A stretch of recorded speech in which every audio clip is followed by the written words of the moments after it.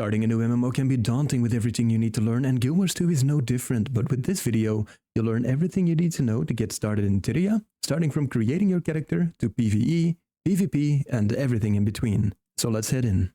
Launching Guild Wars 2, you will get to choose which homeworld or server you want to play on. In general, this doesn't matter too much, as you'll be able to play with your friends in groups regardless. Though, do make sure to check if you're on the EU or NA servers, because they are separate. Then once you're settled in, you can continue to making your character. Guild Wars 2 has 5 different races to choose from, but don't worry, what race or gender you choose doesn't impact the gameplay much. It will just open up different flavor dialogues and personal storylines, as well as some race-specific skills, which nobody really uses. So feel free to pick whichever you think looks coolest, or just go with female human like the rest of the player base. If you're the type of person that likes to know more about the lore of your character, by the way, I do also have some race lore videos, so feel free to check out those as well. Class. After settling on your female human, it's time to pick a class. Guild Wars 2 has 9 classes to choose from, though one of them is only available if you purchase the Heart of Thorns expansion. If you want to try the free version of the game first, you still have 8 out of the 9 classes available. For the heavy armor types, we have Warrior, just like any fantasy trope, swinging weapons and brutalizing enemies. Guardian, in other games known as a Paladin, here it is known as Arenanet's favorite child. Revenant, locked behind the Heart of Thorns expansion, this warrior fights with the power of the mists, the afterlife basically. Medium armor types will get you the Ranger. I feel like I don't need to tell you about this one, but you'll get a pet to deal damage with you. Thief, quick movements and shadow stepping. Definitely not a rogue though. Engineer, one of my favorites, as you'll get to use gadgets to blow your enemies up. Lastly, the light armors will get the Necromancer, uses servants of the underworld to overwhelm their enemies. Elementalist, fire, water, earth, and air. Not the intro to Avatar, but your weapons, essentially. And finally, the Mesmer, use the power of your mind to confuse and bedazzle your foes. Don't worry about your class too much, though. Choose whichever you think is most fun to play. Some classes are easier to master than others, but all of them are viable in many situations. Another neat thing about Guild Wars 2 is that it doesn't really work with the usual tank, healer, DPS setup like many other MMOs. Ever since it launched, it stepped away from this concept, and the game is more about damage mitigation and sustaining through fights, helping each other out. Most of the classes can also fulfill multiple roles through their core class or with elite specializations, so there's a lot of room to experiment. These elite specializations are unlocked after reaching max level and if you own the corresponding expansion. Don't worry though, as the core elite specializations are just as viable as the ones you get from expansions. I have a number of characters that just use their default class. You got your race, you have decided on your class, so now it's time to start customizing. Guild Wars 2's customization is basic, but good enough. They have sporadically added new customizations over the years, so there's enough to choose from to make a character to your liking.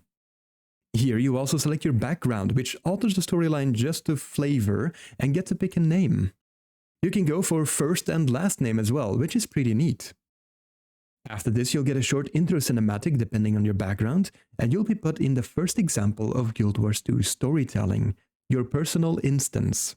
This is the open world map, but instance to your story. If you open up the map, you'll see these red lines. These indicate a no-no zone. Step too long in a no-no zone, and you'll be teleported out. Just follow the green quest in the upper right corner, look for the green star through the storyline, beat the big baddie at the end, and you'll be free to roam the lands of Tyria. With a map as big as Guild Wars 2's, it might be difficult to know where to go first, so look for the scouts with the spyglass above their heads.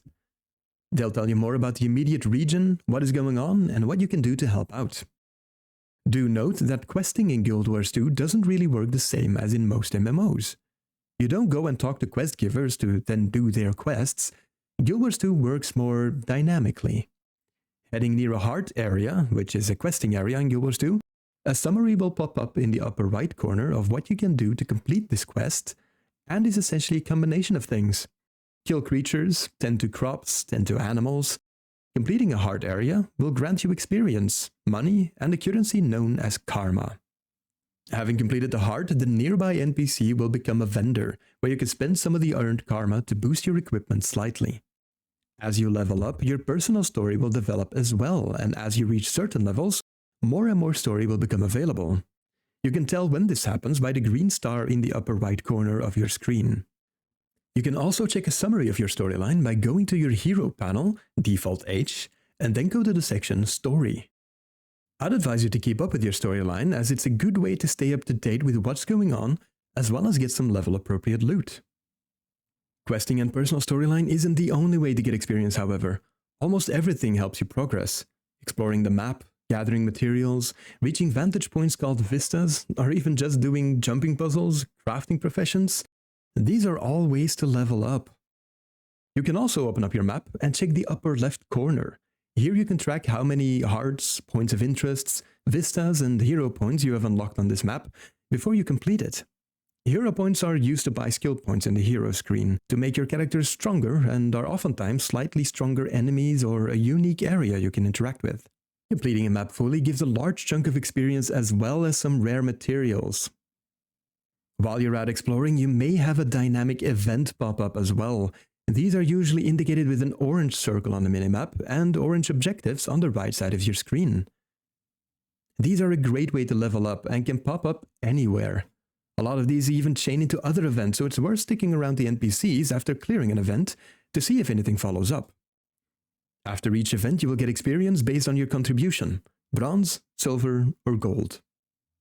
Another way of getting experience is doing PvP. You can join a PvP lobby from low level already and will be boosted automatically to max level with a full set of basic PvP gear to get you started. Though if you're new to Guild Wars 2, PvP might not be the best way to level your first character. A couple of things though to keep in mind and on hand when you're heading out into Tyria is to make sure you have gathering tools equipped. Nothing sucks more than to be out in your adventure and finding out you just ran out of gathering tools, missing out on all of that experience and all of those materials. Low-level materials are also needed for endgame crafting, by the way, so don't skip out on them. Next to gathering tools, I highly recommend keeping some salvage tools on hand as well, as you'll be able to salvage unwanted or old gear into base components, another good way to get materials. All of these items can be bought at basic vendors in any city or town. The materials you gather or salvage can fill up your inventory quite quickly, especially for new players, so make sure to click the Deposit All Materials button frequently to have them stored in your material storage automatically. This material storage can be accessed through bankers. Your general bank is shared among your characters so you can freely switch items around, as well as access all the materials you collect on whichever character. Alright, you ventured out, slain legendary beasts, been transformed in some of them, and braved untold dangers up until level 80, and all of this with the base edition. So you may be thinking of getting the expansions to live through the rest of the story as well. Honestly, in my opinion, they're definitely worth it. You may also be thinking of just remaining a free-to-play player, which lets you still experience a lot of endgame content. There's PvP, World vs. World, dungeons, map made as achievements, fashion collecting, map completion. Map completion is also needed for the crafting of certain legendaries, plus you get a nice little icon that shows you were crazy enough to go through the entire routine, let alone without any mounts. If you're looking to gear your character though, you can use a website like MetaBattle to show you which builds are viable and what kind of gear you need. Most gear can be crafted, bought off of the trading post, or you can check out the dungeon vendor in Lion's Arch to see if they sell the gear you may need. Dungeons have a shared currency that can be used to buy any armor and weapons from this vendor right here. Now the game is called Guild Wars 2, so yes, there are a multitude of guilds you can join. You can join up to 6 even and switch freely between them. You'll find that most guilds are welcoming to new players and won't mind helping out or giving advice. A lot of guilds also run guild events which can net you some easy gold and of course a good time with your friends.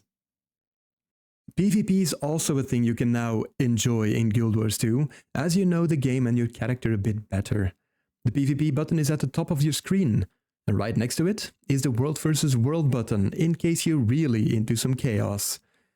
Full transparency here, PvP and World vs. World aren't really my thing, so I can't really help you out with that. All I know is that I get forced to do World vs. World for certain legendaries. Luckily I have some friends who really like it, so I just tag along then. By now you've probably also managed to save up some gold, so why not check out the Black Lion Market by pressing the O button. This is the in-game auction house where players can sell materials, items and gear to each other. This is also where you'll find the gem store, where you can use real money to buy stuff directly from ArenaNet. Yes, it's a cash shop. The good thing about this cash shop though is the transparency for their prices and the fact that you can trade in-game gold for the gems, the cash shop currency. Most items on the cash shop are cosmetics like weapons, outfits and mount skins, though some offer quality of life upgrades like shared inventory slots and bank expansions. The final advice I can give you is to take your time and enjoy your adventures in Tyria. Guild Wars 2 is an amazing game, so go easy and have fun. If you enjoyed this video, then do make sure to boop that like button and subscribe for more guides, lore and playthroughs. But for now, take care and bye bye.